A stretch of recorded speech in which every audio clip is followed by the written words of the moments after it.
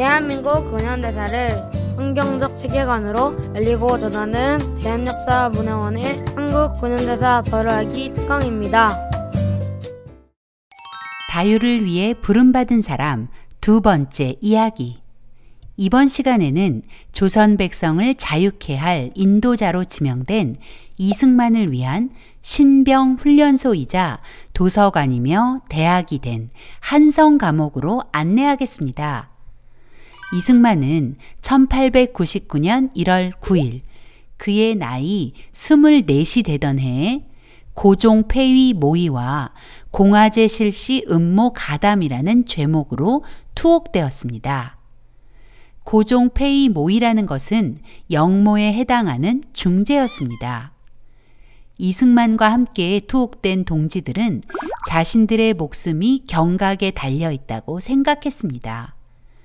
만민공동에도 해산된 마당에 자신들을 구명할 대책이 없다고 생각한 것입니다. 최정식과 서상대는 이승만에게 탈옥을 권유했고 주시경은 이들의 탈옥을 위해 권총까지 준비해 주었습니다. 1899년 1월 30일 이승만은 투옥된 지 21일 만에 서상대, 최정식과 함께 탈옥을 감행합니다. 그러나 곧바로 병사에게 잡혀 이승만의 탈옥은 실패로 막을 내렸습니다. 서상대만 무사히 탈옥에 성공했고 최정식은 중국으로 도망치려다가 체포되어 교수형에 처해졌습니다. 탈옥도 중죄인데 간수에게 총을 쏴 상해를 입혔기 때문입니다. 이승만은 총을 소지하기는 했지만 총을 쏘지 않은 덕분에 태 100대를 받고 종신형을 선고받았습니다. 사람의 생각으로는 참 운도 없다라고 생각할 수 있지만 이승만의 투옥과 탈옥 실패는 이승만의 인생의 새로운 출발점이 되었습니다.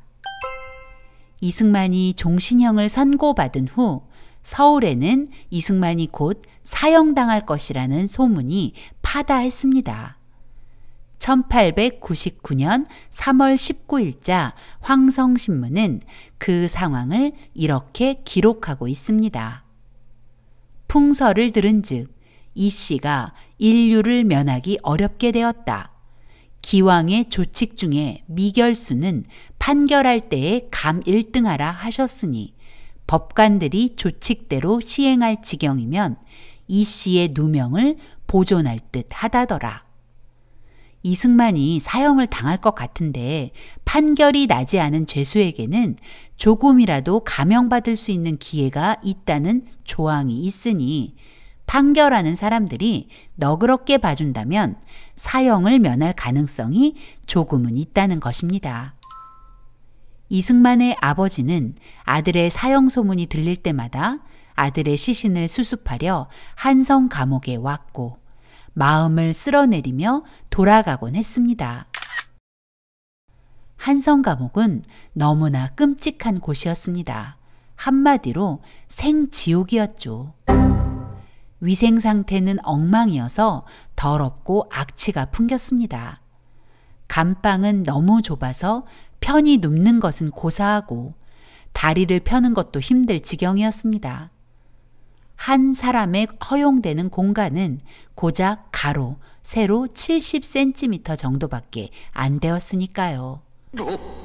1902년 6월 한성 감옥에 수감되어 약 2년 동안 이승만과 함께 수감 생활을 한 김형섭에 의하면 한성 감옥이 얼마나 비위생적이고 비좁았는지 알 수 있습니다. 김형섭이 처음 한성 감옥에 투옥되던 밤, 김형섭이 마주한 감방은 악취가 진동하여 문틈을 통해 숨을 쉬어야만 버틸 수 있었습니다. 또 아침이 되어 감방 안을 둘러보니 감방 한 칸에 50여 명의 사람들이 진흙 속 뱀장어처럼 벌거벗은 채로 앉아서 잠을 자고 있었다고 합니다. 뿐만 아니라 한성 감옥은 날마다 무서운 고문이 이어졌습니다. 특별히 정치범들에게는 너무나 가혹한 곳이었습니다. 정치범들은 대부분 긴 칼을 목에 메고 발에는 족쇄가 채워져 있었습니다. 더구나 논리도 없이 막말을 뱉어내는 일반 잡범들 사이에서 느끼는 모욕감은 이승만과 같은 정치범들을 더 고통스럽게 했을 것입니다. 에디 선교사의 글을 보면 한성 감옥에 수감된 정치범들의 고통을 짐작하게 합니다. 그들의 감옥이란 이루 형언할 수가 없다. 자백을 받아내거나 남을 연루시키기 위해 자주 고문을 가하고 그곳엔 죄수들의 인권은 존재하지 않았습니다. 또 정치범들은 흉악범, 무례한들 속에서 간수들과 동료 잡범들에 의해 잔인하게 취급받았습니다. 즉, 정치범들이 겪는 고문은 죽음의 고통이었습니다. 비위생적인 한성 감옥은 벌레가 득실거렸습니다. 특히 빈대가 많았죠.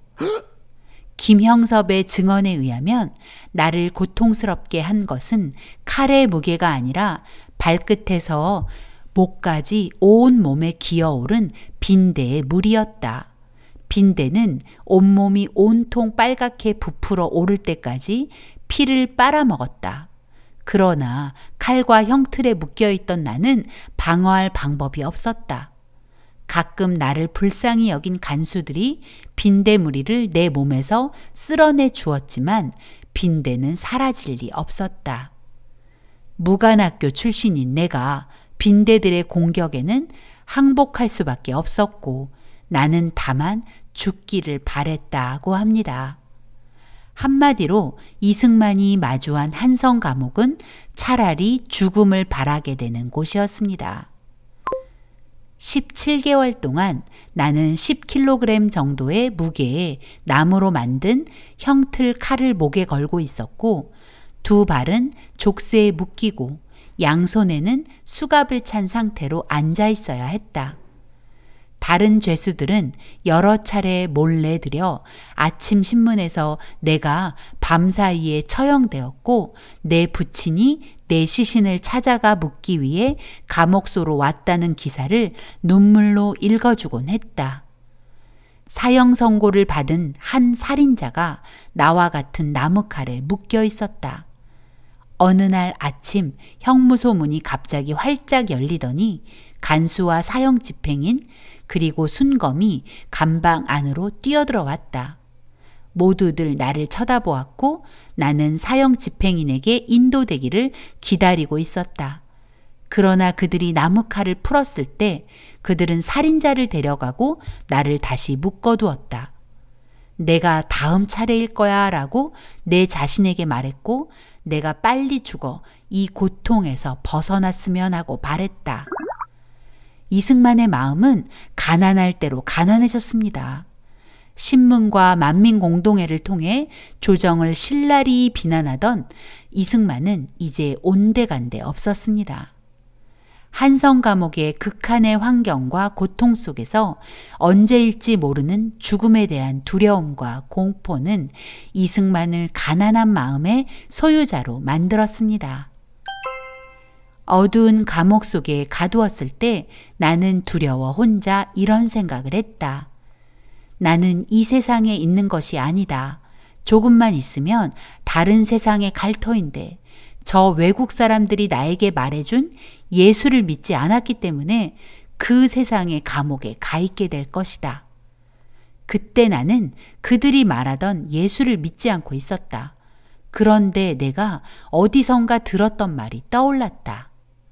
내가 너의 죄를 회개하면 하나님께서는 지금이라도 용서하실 것이다 라는 말인데 그 말이 나의 마음에 떠오르자마자 나는 나의 목에 걸려있던 나무칼에 머리를 숙이고 오 하나님 나의 나라와 나의 영혼을 구하여 주시옵소서 하며 기도했다. 이승만은 두려움과 절망 속에서 선교사들의 설교가 떠올랐고 자신의 한계를 고백하며 기도하게 된 것입니다. 자신도 모르게 이런 기도를 한 이승만은 하나님에 대해 알고 싶어졌습니다. 이승만은 에비슨 선교사에게 영어 성경을 부탁했습니다. 에비슨 선교사는 에디 선교사를 통해 신약 성경을 반입해 주었습니다. 이승만은 성경을 받고 너무나 기뻤다고 합니다. 하지만 한성 감옥에서는 어떤 종교 서적이나 신문조차도 허용되지 않았고 더구나 형틀에 묶인 상태에서 성경을 읽는다는 것은 불가능한 일이었습니다. 그런데 죄수 중 하나가 간수가 오는지 망을 봐주고 한 사람은 책장을 넘겨주어 성경을 읽을 수 있었다고 합니다. 성경은 이승만을 완전히 다른 사람으로 바꿔버렸습니다. 여전히 그는 좁고 더럽고 벌레가 득실거리는 한성 감옥에 있었지만 이제 그의 마음은 더 이상 갇힌 자가 아닌 자유인이었습니다. 아, 예수님이 진짜 나의 구원자시구나. 내가 오늘 죽는다 해도 구원받을 수 있구나 라는 확신과 함께 감옥 안으로 빛이 가득해지는 은혜를 체험하게 되었습니다. 또한 성령 세례를 통해 이승만은 이 나라의 구원자는 자신이 아니라 하나님이시라는 것을 깨닫게 되었습니다. 그리고 그의 첫 기도가 자신의 의지로 한 기도가 아니라 성령의 인도하심이었다는 것을 알게 되었죠. 오 하나님, 나의 영혼을 구원하여 주옵소서. 그리고 나의 나라를 구원하여 주옵소서. 이 기도는 개인의 구원에서 끝나지 않고 구원의 목적이 있다는 고백입니다. 즉, 자신의 구원은 조선을 구원하기 위한 하나님의 계획이라는 것. 그리고 그 일은 자신의 의지와 방법으로 되는 것이 아니라 전적으로 하나님의 인도하심을 따라 이루어진다는 것을 고백한 기도였던 것입니다. 이승만이 한성 감옥을 출소하고 미국에 유학 중일 때 미국 피츠버그에서 열린 선교대회에서의 연설은 그의 변화를 잘 보여줍니다. 훌륭한 부처와 공자의 지혜를 추앙하던 이승만의 입에서 조선 사람들은 변화되어야 합니다. 그러나 공자나 부처는 그것을 하지 못합니다. 조선의 참다운 구원은 오직 이 세상의 구세주이신 예수님만이 하실 수 있습니다. 는 고백이 나오다니 정말 놀라운 변화죠. 이런 것을 세계관의 변화라고 합니다. 바로 기독교 세계관의 사람이 된 것이죠. 한성 감옥은 분명 비참한 곳이었지만 하나님께서 한성 감옥을 대한민국 건국의 인도자로 이승만을 훈련하기 위한 신병 훈련소로 사용하셨던 것입니다. 이승만이 한성 감옥에 있는 동안 많은 선교사가 이승만의 추록을 위해 노력하며 이승만을 보살펴 주었고 이승만은 선교사들을 통해 하나님의 크고 놀라운 사랑과 위로를 공급받았습니다. 또 선교사들이 전해주는 책들과 정보들을 통해 차근차근 지도자 양성 과정에 매진하고 있었습니다. 이승만은 한성 감옥에 투옥된 상황에서도 부지런히 책을 읽고 글을 썼습니다. 아마도 1899년 7월부터 본격적으로 책을 읽기 시작한 것 같습니다.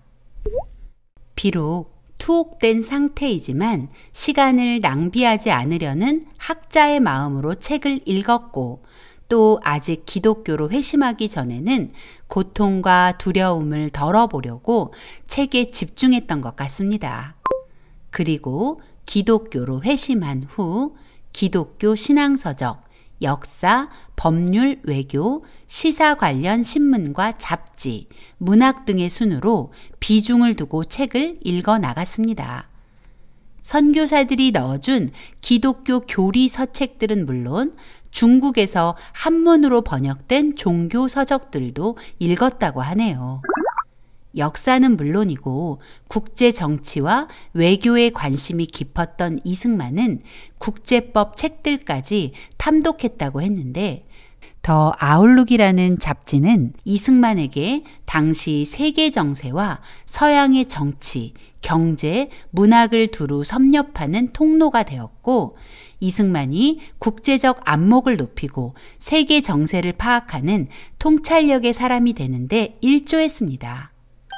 동시에 이승만은 중요한 책들을 번역하기 시작했는데 번역한 책들은 청일전기, 만국사략, 만국공법과 기독교 교리서, 주복문답, 감리교 역사 등입니다. 또 영문법도 번역하여 옥중학당의 교재로 사용하기도 했습니다. 물론 이 번역서들은 모두 순 한글로 번역되었죠. 이승만의 번역서에는 망국의 길로 걸어가는 조선의 개혁과 독립국가로의 성장을 바라는 간절한 마음이 녹아 있습니다. 또 직접 책을 집필하기도 했는데 한시를 지어 모아놓은 체역집, 한성 감옥 생활의 여러 일들을 기록한 감옥잡기, 한문산수 산술, 적주 체벽, 그리고 그 유명한 독립정신이죠. 이승만은 유머가 넘치는 사람이었습니다. 그가 한성 감옥에서 지은 한시 중 하나를 소개해 볼까 합니다. 제목 빈대. 따뜻하면 기운 펴고 차면 오므려 천정으로 바닥으로 오르내리네. 하얀 벽을 돌고 돌아 아롱을 찍고 마루틈을 헐어보면 몰리어 있네. 모기와는 연이 멀어 혼인 안 되고 벼룩이나 이쯤은 겹방살일세. 내 집은 어쩌다 복 많이 받아 배가들 천손자 대를 잇느냐. 왜 그가 빈대라는 시를 지었는지 굳이 설명하지 않아도 아시겠죠? 이승만은 사소한 상황들을 기록하고 고통을 유머로 바꿀 줄 아는 사람이었습니다. 뿐만 아니라 제국신문과 신학월보에 꾸준히 기고하며 망해가는 조선을 깨우려 했습니다. 특히 신학월보에 기고한 두 가지 편벽된과 교회 경략의 핵심 주제인 기독교 입국론은 후일 대한민국 건국의 기본 정신이 되었죠. 또한 이승만은 우리나라 최초로 영안사전 편찬을 시작합니다. 아펜젤러 선교사가 넣어준 웹스터 영어사전과 일영사전을 보며 단어 하나하나를 정리해야 하니 일본어 공부도 저절로 되었다고 합니다. 그러나 그 사전은 A항에서 시작해서 F항 중반에 중단되고 말았습니다. 그 이유는 1904년 2월 러일 전쟁이 발발하자 독립정신을 지필해야 했기 때문이죠. 신흥우는 이승만을 위해 빨간 물감을 몰래 반입시켜주며 이승만이 글을 쓸 수 있도록 도움을 주었고 1900년 2월 한성 감옥에 새 서장으로 부임한 김영선은 이승만이 많은 책을 읽고 글을 집필하도록 보호자가 되어주었습니다. 이런 사실들은 오랜 벗 신흥우의 증언으로 확인할 수 있습니다. 그 당시 감옥은 곡식 창고를 개조한 것이었는데 흙바닥엔 돗자리를 깔았고 겨울엔 난로를 주지 않아 죄수 각자가 이불을 가져다 썼다. 글을 쓸 수 있는 그 무엇이나 책은 일체 못 들여오게 되어 있었지만 간수들은 우리 일을 묵인해 주었다. 우남은 일영사전을 가지고 있었고 아펜젤러와 벙커씨는 잡지 뉴욕 아웃룩과 독립신문을 들여보내 주었다. 죄수들은 일척 직경쯤 되는 항아리를 가질 수 있었는데 이승만은 그 항아리를 눕혀놓고 그 속에 몰래 들여온 양초를 켜놓고 공부를 하곤 했다. 간수들이 올 때는 항아리를 벽 쪽으로 돌려놓으면 불이 보이지 않았다. 이승만은 그러면서 영어를 공부했다. 미국 잡지들이 그의 교과서였다. 그는 붉은 물감을 몰래 들여와 잉크를 만들어 낡은 잡지에 붓 글쓰기 연습도 하였다. 그리고는 눈을 감고 잡지에서 읽은 문장들을 외웠다. 그는 사전에 있는 영어 단어를 모두 외우는 것이었다. 이승만은 절망의 상황에서도 시간을 허비하지 않았습니다. 특히 그가 기독교로 개종하고 난 후 그는 더 열심히 공부하고 자신이 깨달은 바를 글로 옮겼습니다. 그리고 하나님께서는 이승만을 위해 곳곳에서 그를 도울 사람들을 보내셨고 그들은 이승만의 성장을 돕고 격려했습니다. 조선의 개혁을 위해 투사처럼 달려가던 이승만.